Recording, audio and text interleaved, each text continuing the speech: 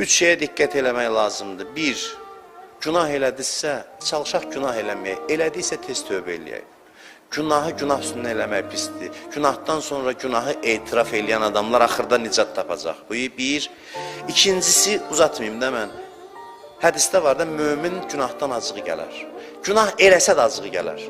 Bir vaxt günahı xoş deyəsən, bir vaxt xəta elədin. Amma yenə də mömin necə o qiymətli daş düşər toza, tozdan təmizləyərsən yenə də qiymətlidir. Mömin belədir. Toza bulaşar, amma tövbə ilə təmizlənər, qiymətlidir, həmin o daşdır. Mömin belədir. İkincisi, çalışın evvizə haram tikə aparmayın.